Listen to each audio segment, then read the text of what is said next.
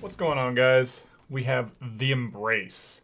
Uh, this one, it really intrigued me because I knew what we were dealing with was a father who had to cope with the loss of his son. And I didn't know exactly how much I was going to enjoy this until after I read it. And I got to say that there are moments in this where it definitely hits me being a parent. Uh, it hits me in a good way. There's a lot of good stuff in here, so let me just get right on into it.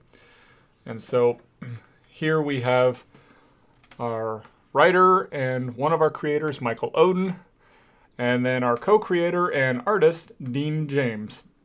And so the story takes off, and we're looking in on Clarence Griffin. And what we're seeing is he's just kind of constantly reliving the final moments of his son, David.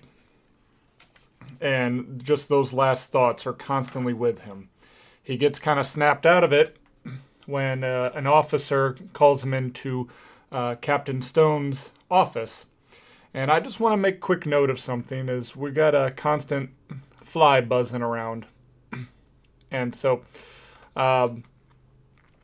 here's a moment I really like. But what we have here is Clarence going through, making his way to Captain Stone's office.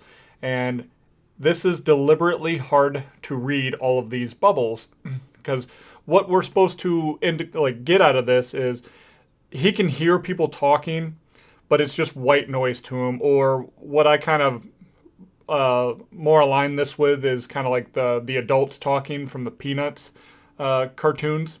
It's just that womp womp womp womp womp. Like he can hear the talking, can't really make it out.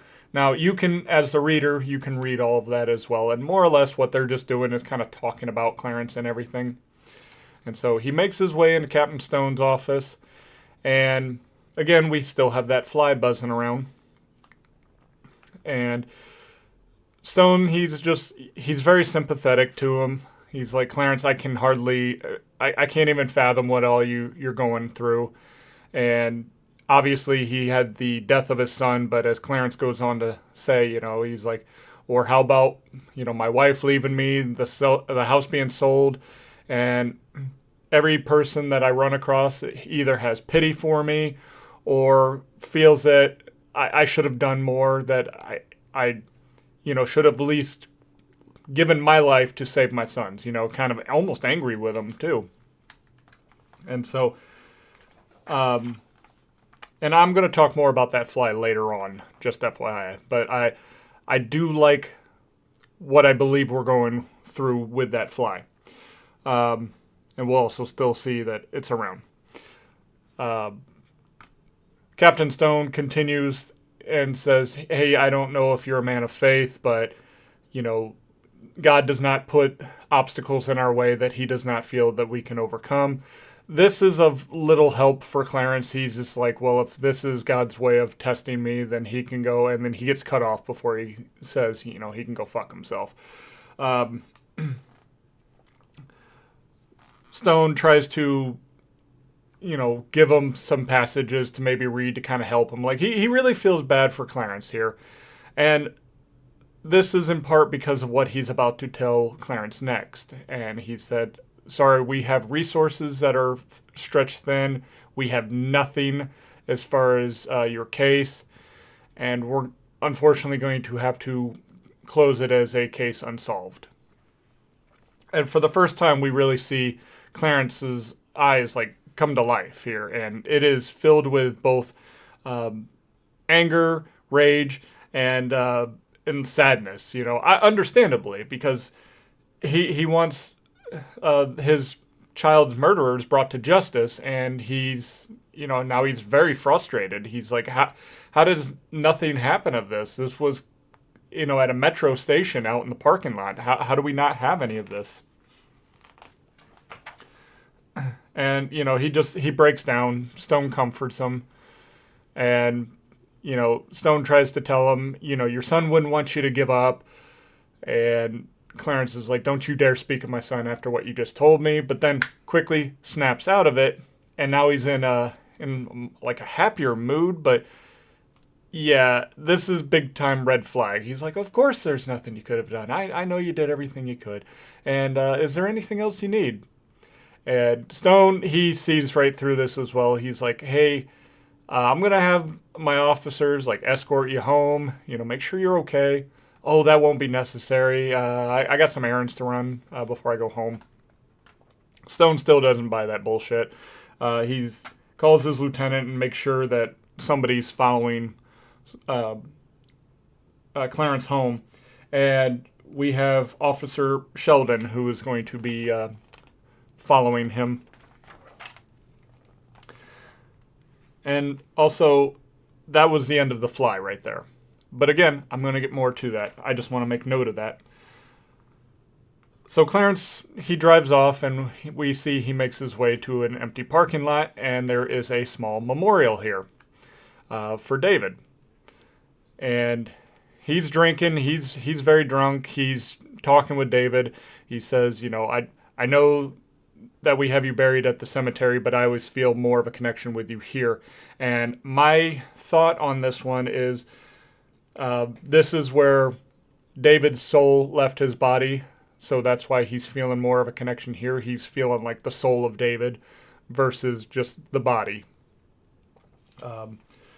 So, he's talking. He's like, I was hanging in there just to make sure that the people who did this are brought to justice, but now they've given up on us, and I can't take it anymore. And so he smashes the bottle, pulls out a gun, and he's basically telling David, I'm coming to join you soon. But before he can go through with the action, he gets called out, and he says, "Put it down." And we find out this is David. David's spirit is now here talking with him. And after a brief back and forth, Clarence he believes that this actually is happening, that this is real. And he tells David, "I'm so sorry you saw what you saw here. I'm not going to do that. I'm just happy to have you." And they hug one another.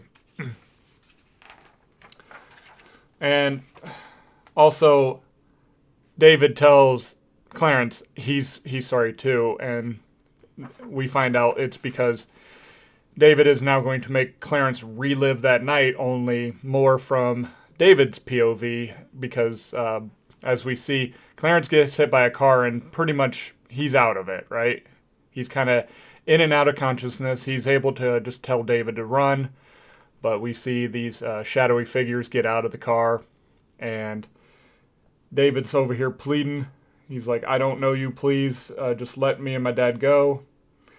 And Clarence he feels so much pity, and he's like, "I'm so sorry. I could feel how scared you were."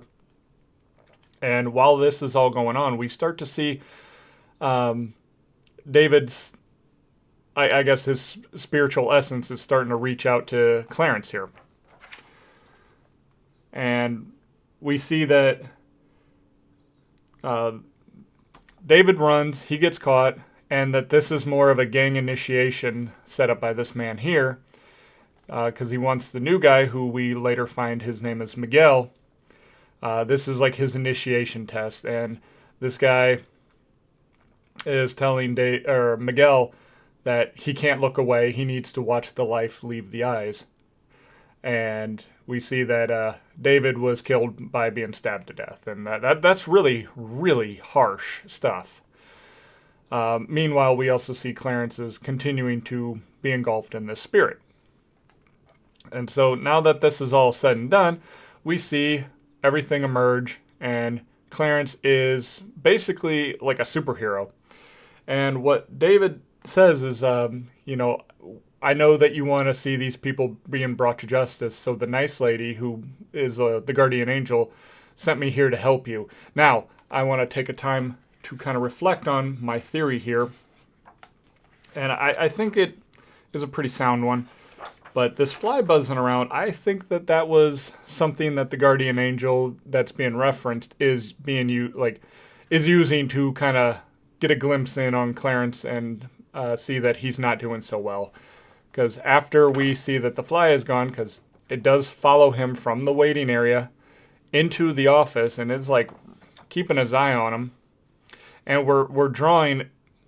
Our eye is constantly being drawn to it by the Z's or the constant like all the lines showing the path of the fly, and not to mention this big old picture. We are meant to believe that that is how David has been made aware of Clarence's situation. And so they're trying to figure out what to make of this situation and how they're going to go about bringing everybody to justice, but they get interrupted by Officer Sheldon. Now the two are trying to figure out how do we break it to this guy that we are the good guys here. And, so they're talking to one another. Sheldon he's like, there's nobody else here. It's just you and me, weirdo. So go ahead and put your hands up in the air. Sheldon gets freaked out when he sees 6 hands go up in the air suddenly and fires off some shots, and they do fuck all to Clarence and David. We are seeing that he is bulletproof. David, who basically is the suit, we find out, reaches out, grabs the gun from the officer, doesn't hurt the officer, just grabs the gun from him and crushes it. And Sheldon's like, yeah, I'm not being paid enough to follow your Dracula-looking ass. Fuck this shit, I'm out. And he is quick to just get the hell out of here. And so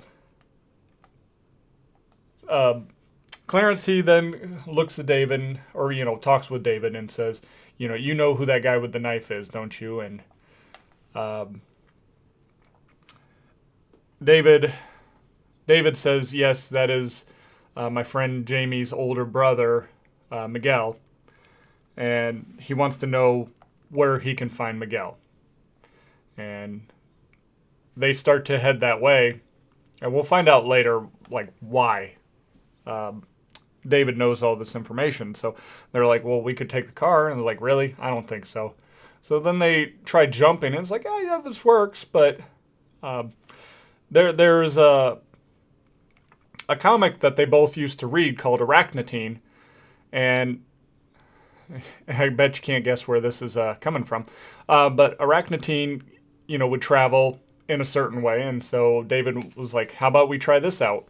So he reaches out his hands in like a ghostly fashion and starts grabbing onto the walls and, more or less using these hands to kind of guide him through. It doesn't look like he's necessarily swinging from these hands, but it's reaching out and just kind of pulling him along, just like Arachnotine. And so we found out that the reason why David knows this is we see in a flashback is Jamie is showing David as they're passing by that this is where his brother hangs out, and he usually comes out smelling kind of weird. And so they catch up with Miguel, who is talking with this woman about giving her some drugs in exchange for some favors. And now it looks like she's about to go through with all this until she sees Clarence pop up behind Miguel, and she's like, nope, fuck this shit, I'm out. And Miguel turns around after kind of hearing Clarence talk to him, and Clarence hits him, and Miguel gets up. He's like, no guy in a clown, like a Halloween costume is going to scare me. And Clarence is like, well, you fooled me because either you pissed yourself or you were a little too excited about what was to come with that lady there. And so Miguel pulls out the knife. Now this fucking triggers the shit out of Clarence, and understandably so. He knows what that knife is and knows what it did. And so now he's a bit enraged, and he's like, I'm not as easy to target as like a kid. Do you even hear him screaming? Does that haunt your night, your dreams? Do you even remember him? And Miguel is like, how do you even know about that? And I had no choice, kind of thing. And Clarence ain't buying it. He's like, there's always a choice. He's like, you chose to kill him, but I know you weren't the one with the brains behind it all. So he says, okay, let's see who it is, and invades Miguel's mind And he's like, all right, let's put some names to faces. So we have Pedro over here, and some chemist who's unnamed, but this chemist always hangs out with Pedro. And then this guy who Miguel fears pretty much above all else, they just refer to him as Diablo. And so, satisfied with the information, Clarence picks up the knife and he's ready to end Miguel before David stops him and says, no, we need to be more like Arachnotine. We can't be seeking revenge. We need to seek justice, and we need to give him to the authorities. This Clarence agrees, and he drops the knife, and they pick up Miguel and bring him over to the authorities. But before the authorities find him, we see Sheldon. He's like, yep, I'm for real done with this shit. Demons and monsters and all that shit. Nope, that ain't for me. I'm done. And before Stone is able to kind of win him back, he gets interrupted and says that there's a new breakthrough in the Griffin case. And the sign that is on Miguel here says, ask me about David Griffin. And he's like, all right, well, let's get him into the interrogation room right now. So the two are sitting here talking about a job well done. And Clarence asks David if he wants to watch the sunrise with him. For which David's like, oh no, I need to go. I can only do this at night. Those are the rules. I can only be out here. I don't know why. I just know that if I don't follow the rules, I'm not going to be allowed to do this anymore. And so the two part ways. There's a separation here. They said their goodbyes. They say, I love you and all. Clarence gets into his car and goes in and has a little snooze. And now this dream here seems to be a little bit more pleasant, right? We're just kind of having the happier moments of that evening, all up until he is woken up again by his son. And, he is actually relieved to see that everything that just happened the night before wasn't a dream in itself. And so David tells him, well, Dad, you need to take a shower. You kind of stink. And he's like, all right, fair enough, but we got work to do. So now we take a minor break. We're getting a little thank you letter from both of our creators here. And I always appreciate when creators, show their gratitude for the people who are taking the time out to read. I'm not saying that this is by any means something that's necessary, but we do see a lot of people, more so in the mainstream, whether it's Hollywood or, the big two or whatever, that seem to be kind of feeling like we owe it to them to read their stuff. So it's kind of nice to see that there's a lot of gratitude here. And again, not needed. It's just nice. But our story does continue.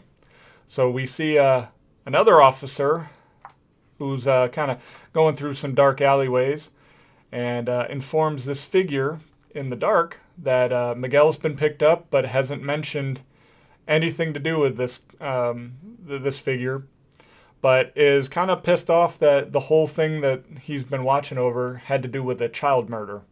And so not only decides he's going to quit this, but take out this threat as well. He's like, I can't stand behind a child murderer. It's time to take you out.